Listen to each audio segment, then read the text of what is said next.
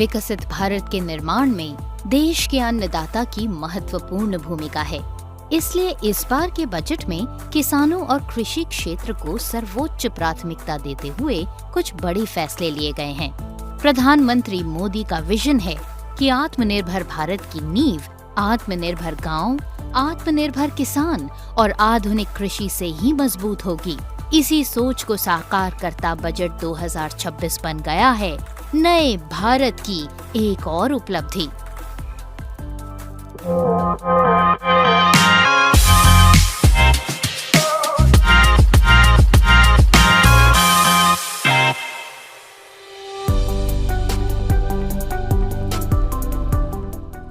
भारत की कृषि, dairy sector, fisheries, इन्हें हमारी सरकार ने हमेशा सर्वोच्च प्राथमिकता दी है।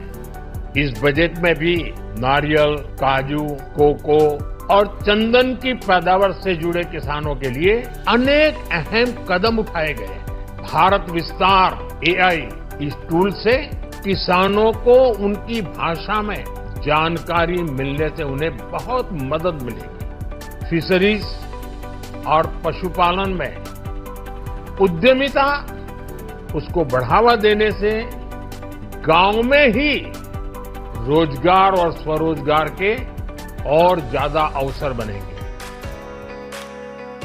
बजट में किसानों की आय बढ़ाने के साथ छोटे मझोले किसानों को विशेष ध्यान देने और ग्रामीण रोजगार को मजबूत करने पर फोकस के साथ कुछ महत्वपूर्ण घोषणाएं भी की गई हैं।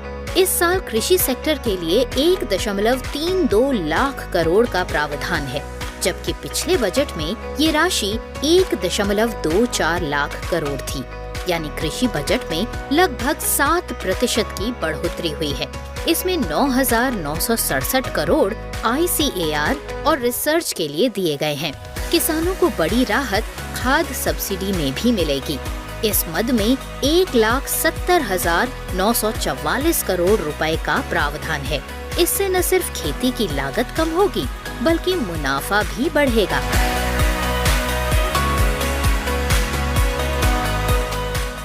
इस बजट में पशुपालन सेक्टर को अब तक का सबसे बड़ा बजट आवंटन मिला है।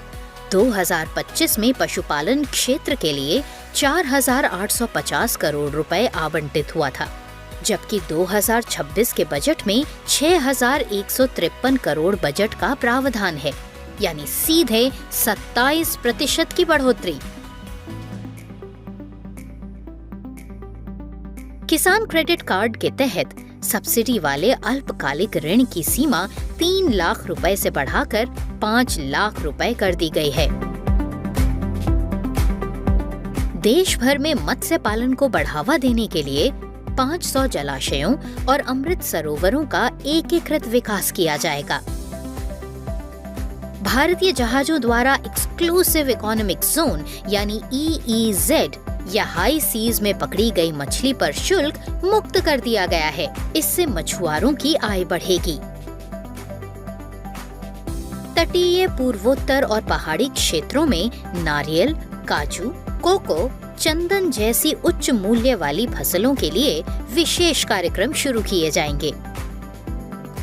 नारियल उत्पादन को प्रतिस्पर्धी बनाने के लिए कोकोनट प्रमोशन स्कीम लाई जाएगी।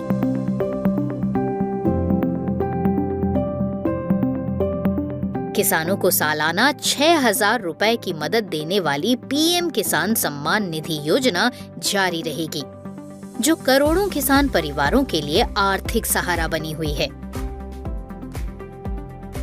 नॉर्थ ईस्ट में अगर के पेड़ों और पर्वतीय क्षेत्रों में बादाम, अखरोट और खुमानी जैसे गिरीदार फलों को प्रोत्साहन दिया जाएगा।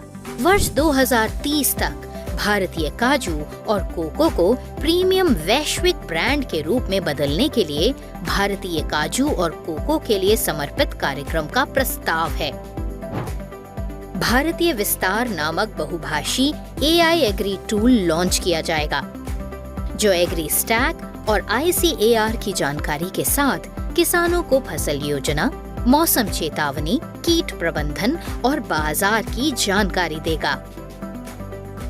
विकसित भारत के लिए सबका साथ सबका विकास जरूरी है और इसलिए छोटे सीमांत किसानों पर विशेष रूप से ध्यान दिया गया है। इस बार के बजट में फाइनेंशियल ईयर 2026-27 का बजट किसानों की उत्पादकता बढ़ाने और उन्हें बेहतर फैसले लेने में विशेष रूप से मददगार है। डेयरी, पोल्ट्री और पशु व्यवसायों का आधुनिकीकरण होगा तथा वैल्यू चेन में किसान संगठनों को बढ़ावा मिलेगा। किसानों को उत्पादक से एग्री एंटरप्रेन्योर बनाने का रोड मैप है इस बार का बजट।